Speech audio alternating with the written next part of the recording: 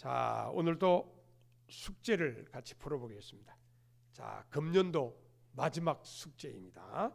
숙제 26, 1번 호세아에서 말라기서까지는 모두 몇 권입니까?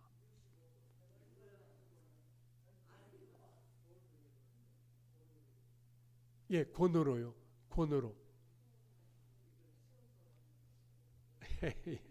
예, 12권이죠. 모두 다 예언서입니다. 근데 우리는 이 호세아부터 말라기서까지 이 예언서의 이름을 뭐라 그러죠? 소예언서. 이 보통 우리가 얘기하죠. 그러면은 소예언서가 있으면 대예언서도 있겠네요. 그 대예언서는 뭘 얘기합니까? 어떤 걸 대예언서라 그래요? 이사야, 예레미야. 두 개는 나왔네. 두 개입니까? 그럼 더 있어요? 뭐 있어요? 참고적으로 대예언서가 4권인데요. 이사야, 예레미야, 에스겔, 다니엘이죠.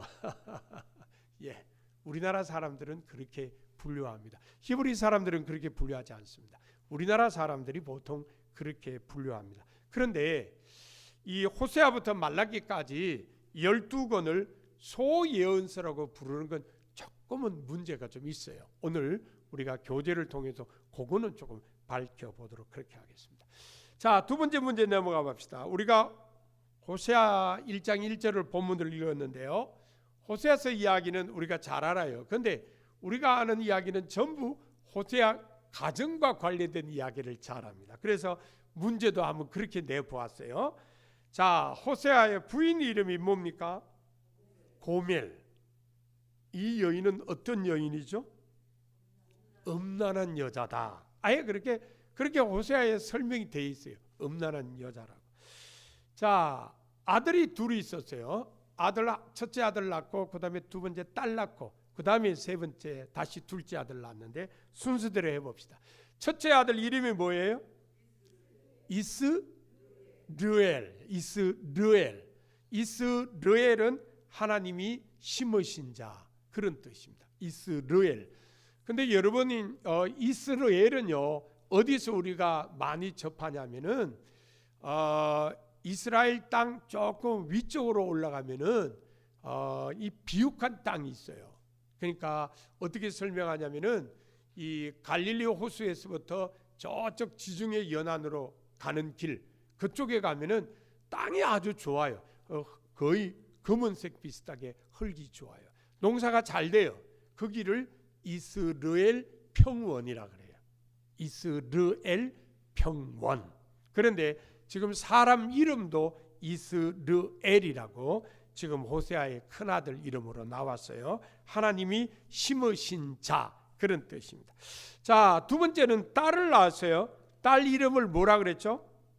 로루하마. 이게 뭔 뜻이냐면은 긍휼히 여김을 받지 못하는 자.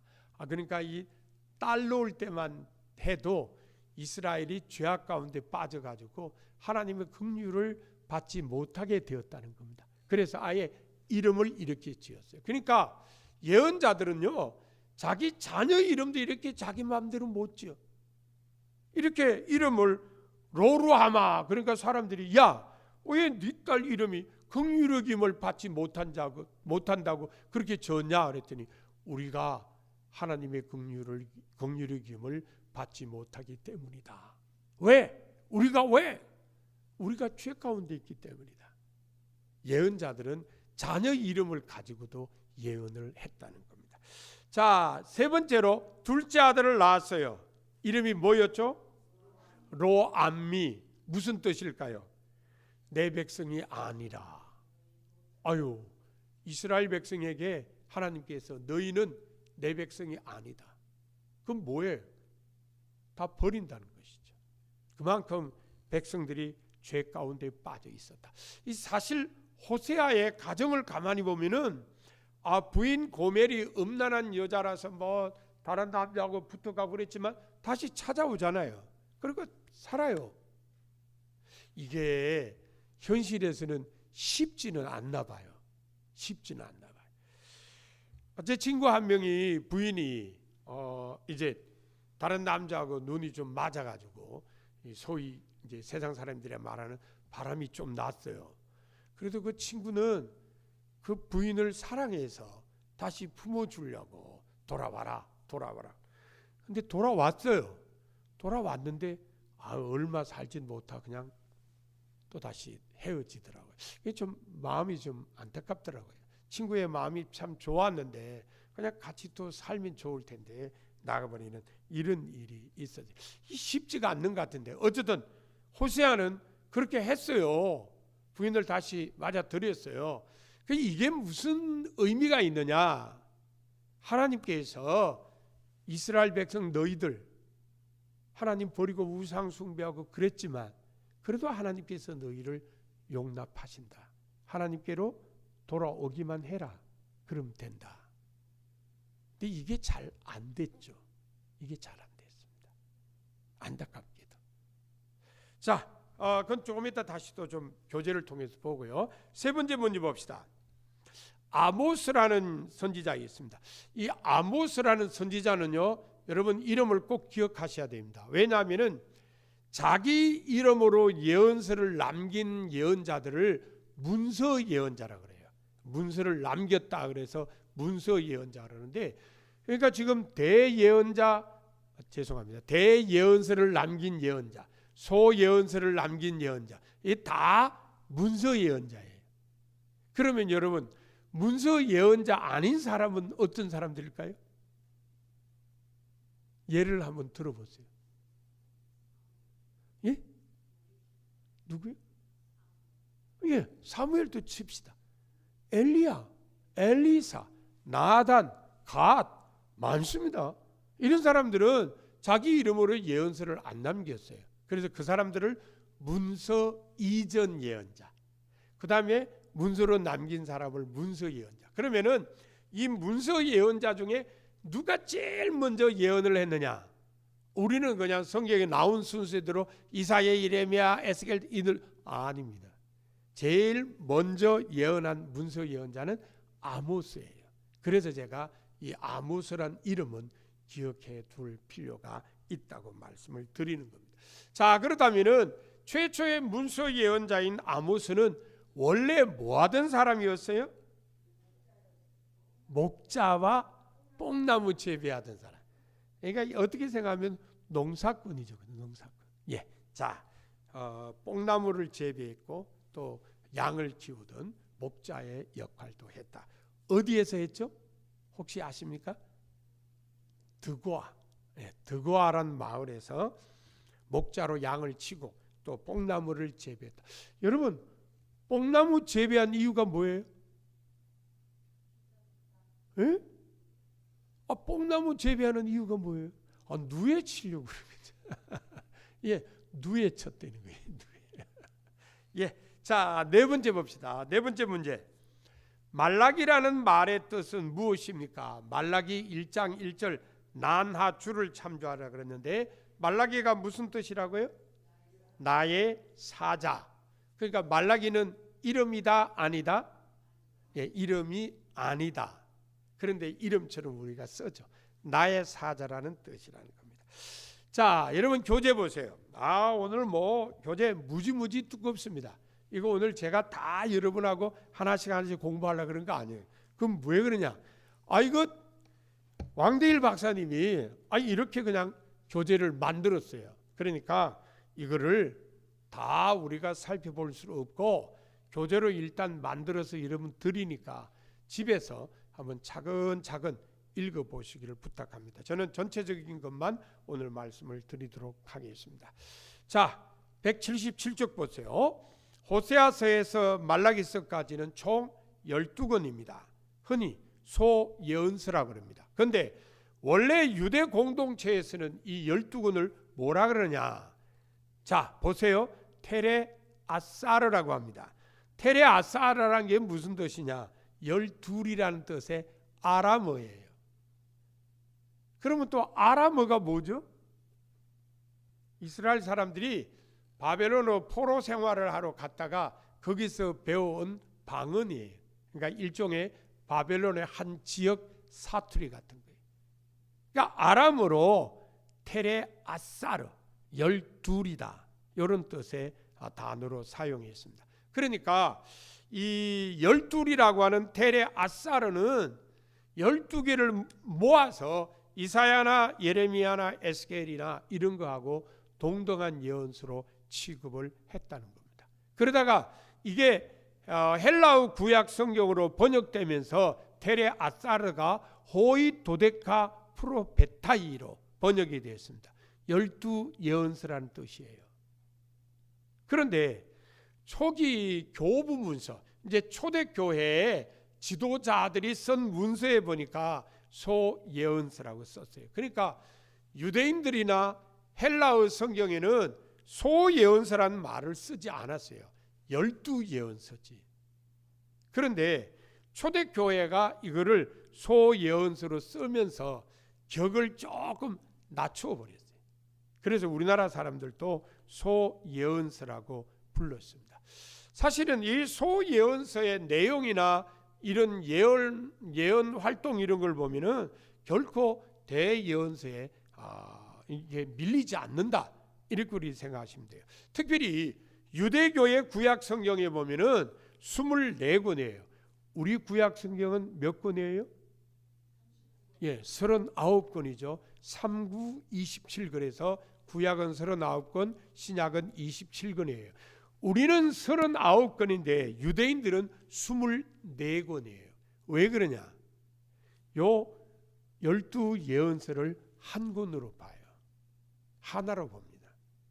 자, 그러니까 이 12 예언서를 한 권으로 볼 때에는 다른 이사야, 예레미야, 에스겔하고 엇비슷해요. 왜? 전체가 12권을 다 합치면은 67장이에요. 이사야가 몇 장? 66장. 예레미야 52장. 에스겔 48장. 더 두꺼워요. 하나로 보면. 그러니까 유대인들은 이 12 예언서를 결코 가볍게 보지 않았다. 이렇게 우리들이 이해할 수 있습니다. 자, 그렇다면은 이 12 예언서 전체를 한번 봅시다. 12 예언서 순서 보면은 호세아, 요엘, 아모스, 오바다, 요나, 미가, 나움, 하박국, 스바냐, 학개, 스가랴, 말라기 이러면서 이름을 한 번씩 들어보는 거예요. 이런 순서로 돼 있어요. 이게 무슨 순서냐? 큰 틀에서 보면은 연대순이에요. 그러나 꼭 연대순이라고는 할 수 없고 큰 틀에서 보면은 연대순 비슷하게 돼 있다 이런 이야기입니다. 자, 앞에 이렇게 써져 있는 거 보면은 호세아, 아모스, 미가는 주전 8세기, 그 다음에 스바냐는 주전 7세기, 학개, 스가랴는 주전 6세기에 활동한 예언자들이었다는 걸 알게 됩니다. 그 중에 호세아, 아모스는 북왕국 이스라엘에서 예언 활동을 했고, 미가, 스바냐는 남왕국 유다에서 예언 활동을 했고, 학개, 스가랴는 그 뒤에 페르시아가 지배하던 시대에 예언 활동을 했다. 이렇게 여러분들이 생각하시면 됩니다. 자, 이렇게 해놨다고 해서 모든 게 다 연대 순서냐? 아닙니다. 예를 들어 호세아하고 아모스를 보면은 누가 먼저 나와요? 호세아가 먼저 나오죠, 그죠? 12 예언서에 호세가 1번으로 나오네. 아모스는 그 조금 몇 개 뒤에 나오니까. 그러면 우리는 생각하기에 호세아가 아모스보다가 먼저 예언 활동을 했나 보다. 아니에요. 아모스가 먼저 했어요. 비슷한 시대지만 아모스가 먼저 예언 활동을 하고 그 뒤에 호세아가 예언 활동을 했거든요.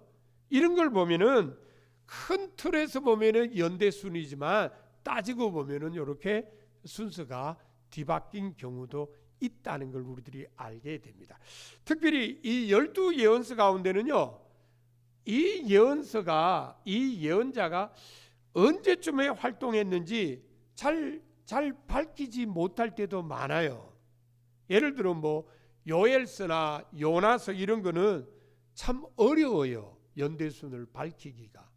근데 뭐 예언서라는 게 꼭 연대를 밝히지 않아도 하나님께서 예언자에게 선포하라고 그 말씀을 통해서 은혜를 받을 수 있는 거니까 꼭 연대를 몰라도 된다. 이렇게 여러분들이 생각하시면 좋을 것 같습니다.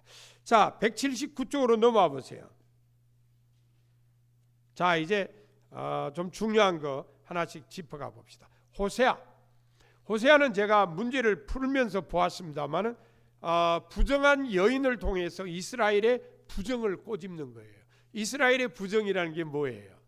하나님 버리고 우상을 섬겼다. 그러니까 돌아와 이 찬송하는 거하고 마찬가지예요. 하나님께로 돌아와라.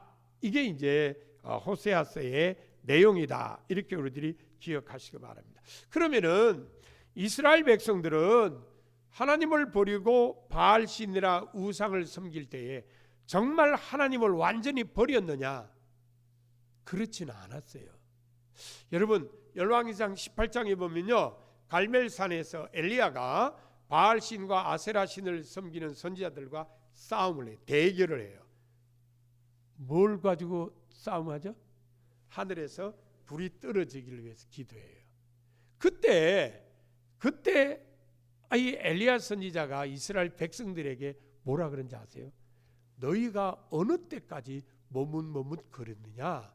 여호와가 하나님이면은 여호와를 섬기고 바알이 하나님이면 바알을 섬기라. 요즘 말로 하면 뭐예요? 양다리 걸치고 있다니. 여호와와 바알 양다리를 걸치고 있다는 거예요. 왜 그러냐? 하나님은 이 세계 역사를 주장하니까 전쟁이 일어나면 아유 하나님 도와주세요 이래야 되고, 이 바알은 가나안 땅 원주민들이 비를 주관하는 신으로 생각했어요. 그러니까 농사를 짓다 비 안 오면 어디 가야 돼요?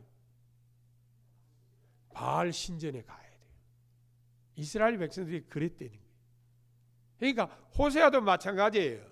그런 거를 종교 혼합주의라고 그러죠. 안 됩니다. 하나님만 섬겨야 됩니다. 하나님께로 돌아오세요. 이게 호세아의 메시지예요. 그런데 오늘날 사람들도 가만히 보세요. 하나님을 섬기면서도 다른 것도 잘 섬기는 것 같아요. 특별히 뭘 잘 섬겨요? 돈도 잘 섬기는 것 같고 예, 권력도 아주 뭐 한번 맞들이면은 헤어나지를 못하더만요. 그런 거. 그러니까 하나님 이외에 하나님 자리에 있는 게 많이 있다는 거예요. 그래서 어떤 사람이 우스갯소리로 여호와는 나의 목자시니 내게 부족함이 없으리로다. 그러니까 그걸 바꿔가지고 돈은 나의 목자시니 내게 부족함이 없으리로다.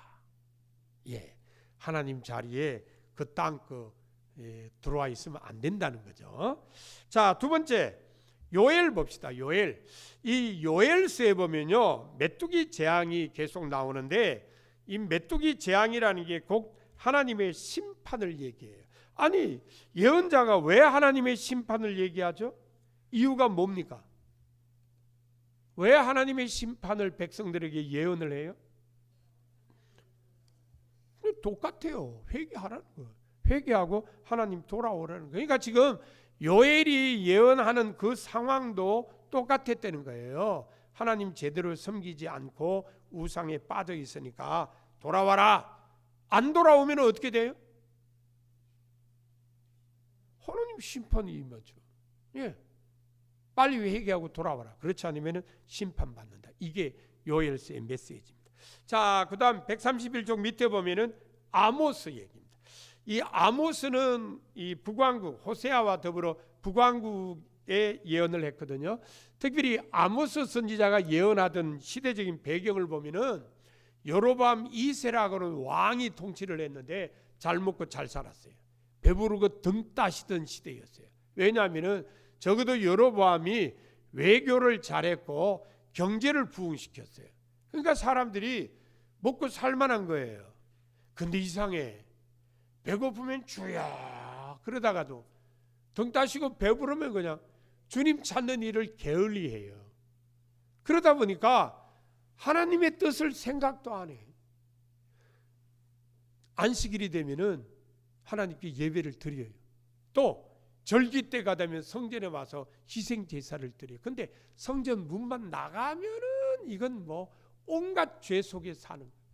돈 조금 더 벌기 위해서 가난한 사람들을 착취한다든지 거짓 저울 가지고 속인다든지 이러는 거예요. 그러니까 도대체 하나님 믿는다고 하면서 왜 그렇게 불법을 행하고 사느냐. 그래서 아모스 선지자의 대표적인 말이 자, 정의를 강물같이 흐르게 해라. 그러니까 사람이 사는 삶에 공의가 있어야지. 왜 그렇게 부정부패 불법이 성행하냐. 그게 하나님의 백성들의 모습이냐. 말도 안 된다. 그렇게 외친 게 아모스였습니다. 자, 그 다음에 넘겨보세요. 183쪽에 보면은 오바댜, 이 구약에서 가장 짧은 책입니다.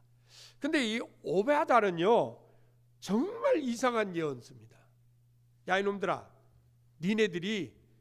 니네가 한 대로 당할 거다. 아니, 뭘 어쨌는데 니네가 한 대로 당한다는 말이냐. 그거는요, 이 에돔이라는 족속이 유다 나라가 망할 때에 그 유다 나라를 치는 사람들한테 저기도 도망가면 되죠. 저는 빨리 잡으세요. 세상에 그랬다는 거예요. 에돔과 이스라엘 사람들은 사실 남남이 아니잖아요. 그 여러분 가만 생각해 보세요. 하나는 에서의 후손이고 하나는 야곱의 후손이잖아요. 올라가면 할아버지가 같은데 그 유다 사람들이 바벨론의 사람들이 막 쳐들어오니까 도망가잖아요. 도망가면 좀 숨겨주지. 그 바벨론 군인들한테 저기 숨어 있어요. 죽고 있어요. 다 잡혀가지고 죽게 만들었어요. 그러니까 유대인들의 입장에서 보면 이런 인간들이 없는 거예요. 얼마나 화가 나요. 그러니까 그냥 오바댜 선지자가 에돔 이놈들 니네가 한 그대로 니네 당할 거다. 아이고 가슴 선뜻해요. 아니 어떻게 성경에 이렇게 보복에 대한 얘기가 나오냐. 그러나 뒤집어 보면 뭐예요? 너를 축복하는 자에게는 내가 복을 내리고 너를 저주하는 자에게는 내가 저주하리라는 하나님의 말씀이 생각이 나죠. 그게 이루어진다는 겁니다. 근데 한편으로 뒤집어서 생각해 보면은 왜 에돔 사람들이 유대 사람들한테 그랬을까? 저기 한 놈 숨어 있어요. 잡아가세요. 막 도망가니까 지금 금방 조리 한 놈 도망가세요. 잡아가세요. 왜 그랬을까? 유대인들이 에돔을 많이 괴롭혔나 보죠. 그죠? 나라는 유다 나라가 더 크거든요. 그러니까 유대 나라가 에돔을 많이 괴롭혔으니까 에돔이 그동안 당한 분풀이로 쟤 잡아가요. 그랬을 거다. 이렇게 우리들이 생각할 수 있어요. 그러니까 결론은 뭐예요? 평소에 주변 사람들하고 좀 잘 지내세요. 억압하지 말고 얕잡아 보지 말고 무시하지 말고 평소에 잘 지내세요. 여러분 억압받고 무시당하고 이런 사람들이요 결정적인 때 꼭 그냥 해코지합니다. 이거 우리나라 역사에도 많이 나와요. 언제요? 6.25 동란 때요. 6.25 동란 때 국군 인민군이 막 바뀌어가지고 통치하잖아요. 그러면 꼭 그렇게 해코지해요. 평소에 저 인간이 나를 얼마나 무시했는지 모른다. 그럼 그냥 그 사람 찔러가지고 그냥 해코지했잖아요. 그러니까 우리가 평소에 주변 사람들과 좋은 관계를 맺고 살아야 된다는 걸 기억하시기 바랍니다. 자, 184쪽으로 넘어와 보세요. 요나 얘기 여러분 잘 아시죠? 근데 잘 아시는 게 뭐만 잘하냐? 요나가 도망가다가 고기 뱃속에 들어갔다가 다시 나와서 니느웨 성에 가서 외쳤다. 요거만 알아. 그 니느웨 성 사람들이 회개했다. 그 뒤가 중요해요. 니느웨 성 사람들이 회개하고 나니까 요나가요, 하나님 이러시면 안 됩니다. 저한테는 이거 다 멸망시킨다 그러놓고 얘들 다 살려주면 예언자 요나의 체면이 뭐가 됩니까? 요나는 하나님 말씀대로 망한다고 선포를 했는데, 아니 이 사람들 다 이렇게 살면은 저는 왜 외쳤습니까? 말도 안 됩니다. 그러고 광야에 나가가지고서는 나 죽여주십시오. 하나님께서 이렇게 박능굴 같은 걸 하나 했더니 기분 좋아가지고 히히히 웃다가 아침에 통통해서 하나님이 또 벌레 한 마리 준비해서 다 이파리를 먹었더니 햇빛이 그냥 내리쬐니 하나님 이게 뭡니까? 나 죽여주십시오. 그랬더니 하나님께서 야 요나야, 저 니느웨 성에는 앞뒤 분간을 못하는 사람도 12만 명이 있고 거기 짐승들도 얼마나 많은데 내가 아끼는 게 당연하지 않느냐. 그리고 끝나요. 그럼 요나 마음이 변했다는 거야, 안 변했다는 거야? 몰라요. 요나서 끝이 하나님이 요나에게 내가 저 니느웨 성을 아끼는 게 마땅하지 않느냐, 그렇게 끝나요. 왜 그렇게 끝나는지 아세요? 유대인들이 요나와 똑같은 생각을 갖고 있어요. 구원은 누가 받아요?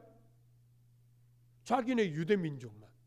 이방인은요, 그 구원 받으면 안 돼요. 그건 다 징계 받아야지. 왜? 우리를 괴롭히기도 하기도 우리를 못 살게 굴었으니까 저 인간들은 다 죽어야 되는 거예요.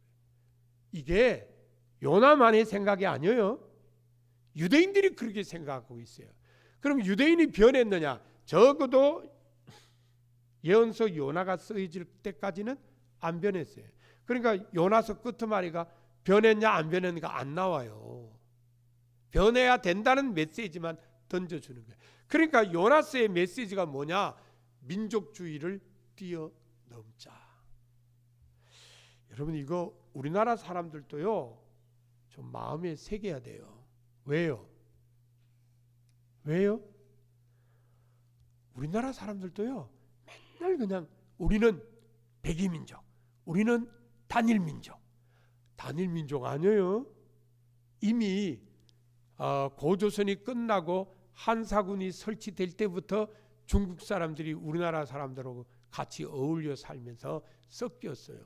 그러니까 단일민족 아니에요. 인도에서도 왔어요. 사람이 어디로요? 가야 나라로. 그러니까 뭐 북방에서 온 사람, 남방에서 온 사람 다 섞였어요. 우리 단일 민족 아니에요. 그렇다고 제가 우리 민족을 디스하는 거 아니에요. 이제는 마음을 좀 넓히고 포용하자는 거예요. 우리는 왜 그렇게 잘 포용을 못하는지 몰라요. 이제 우리는 다문화라는 말을 쓸 필요 없을 정도로 여러 민족이 함께 살아요. 다 포용해야 됩니다. 국수주의, 민족주의 여기 사로잡히면 안 돼요. 그게 바로 요나서의 메시지입니다. 자, 그 다음 185쪽 보세요. 미가가 나오는데요. 이 미가도 역시 기원전 8세기 예언자예요. 그러니까 호세아, 아모스하고 예언 내용이 비슷해요. 이스라엘의 죄악상을 고발해요. 이 미가는 특별히 예루살렘에서 예언을 했기 때문에 이사야 선지자 예언하고 거의 비슷해요. 심판 오기 전에 회개하세요, 그런 얘기입니다. 자, 187쪽 보세요. 이 나훔으로 넘어가 봅시다. 여러분 제목이 재밌어요. 낙함과 나훔의 이중주. 낙함은 보복, 나훔은 위로. 아니 뭐 하자는 거예요? 보복하자는 거예요? 위로하자는 거예요? 이게 애매하잖아요, 그죠? 이게 이제 니느웨에 대한 경고예요. 니느웨는요 이스라엘을 많이 괴롭혔어요. 니느웨가 어디 수도죠? 아수르의 수도예요. 아수르가 이스라엘을 멸망시키고 남쪽 유다 나라도 굉장히 많이 괴롭혔어요. 그러니까 이 뭐 아수르 그러면 아주 철천지 원수예요. 그러니까 원수의 수도니까 이 뭐 망해야 마땅하죠. 하나님께서 정말 망하게 하셔야 됩니다. 그러니까 니느웨가 망하면은 뭘 하는 거예요? 낙함이에요. 보복하는 거예요. 그런데 말입니다. 하나님의 백성이라는 걸 가만히 생각하면은 니느웨가 망한다. 어려움 당한다. 참 가슴 아픈 것도 좀 있어요. 그런데 어쨌든 이 나훔 선지자는 가슴 아픈 것보다는 오히려 니네웨가 멸망해서 누가 위로를 받아요? 유다 백성들이. 하나님께서 보복을 해주셔서 유다 사람들이 위로받는다. 이렇게 예언서를 쓰고 있어요. 이거 우리가 생각하면 하나님의 사람들은 좀 이러면 안 되는 거 아닌가 이런 생각을 가질 정도로 아주 심해요. 니느웨가 완전히 망해야 된다. 그래야 유다 사람들이 위로를 받는다. 그런 얘기입니다.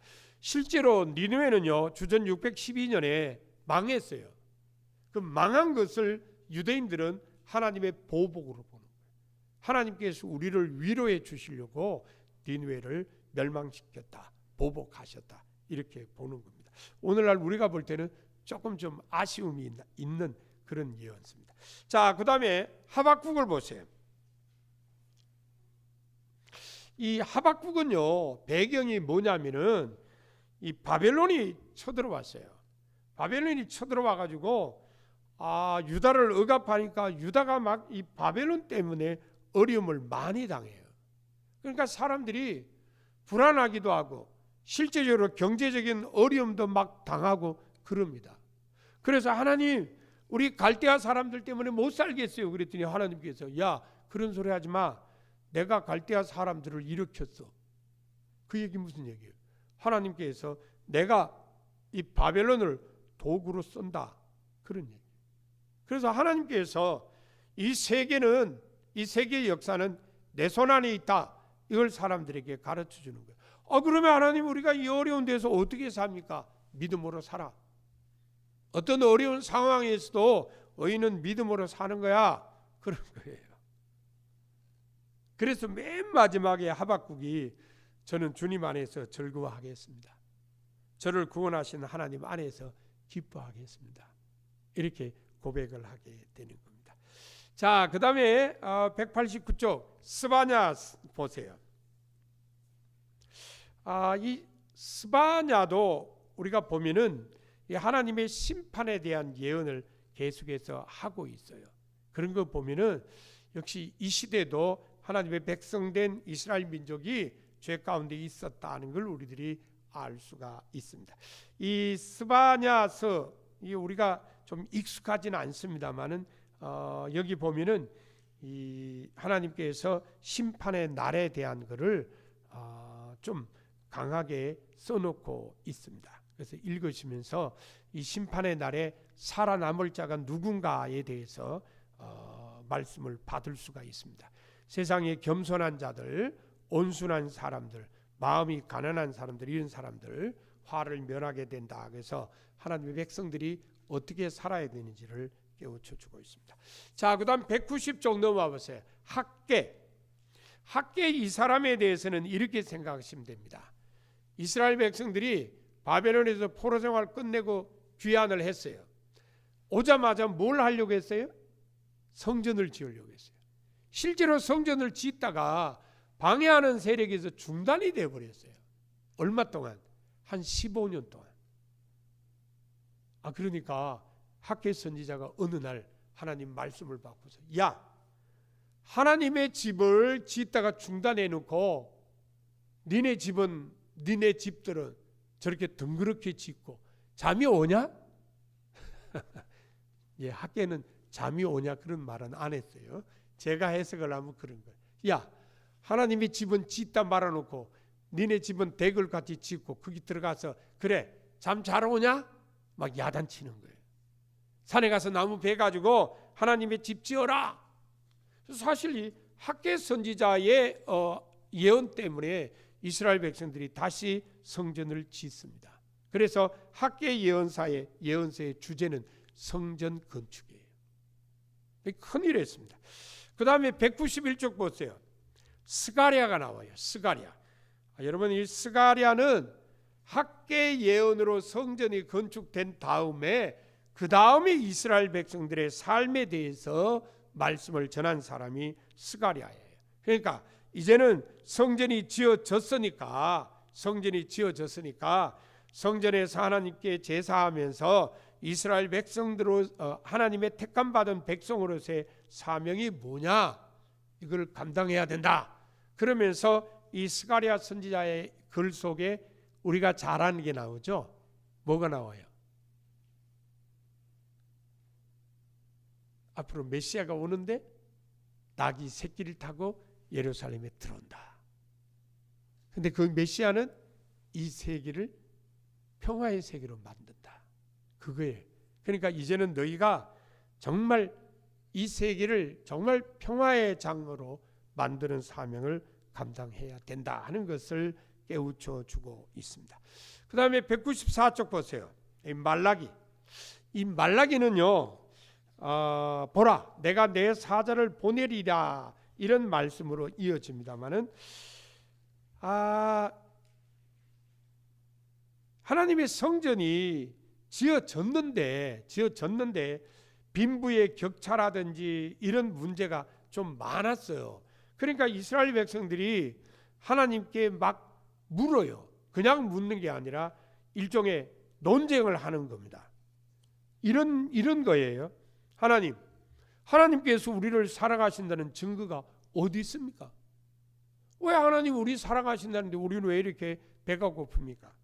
또 그 다음에 우리가 하나님의 이름을 멸시했다는데 우리가 언제 하나님의 이름을 멸시했습니까? 우리가 어떻게 주님을 괴롭혔습니까? 우리가 어떻게 주님께로 돌아갈 수 있습니까? 우리가 무슨 말로 주님을 대적했습니까? 하여튼 하나님이 야단치니까 하나씩 반박하는 거예요.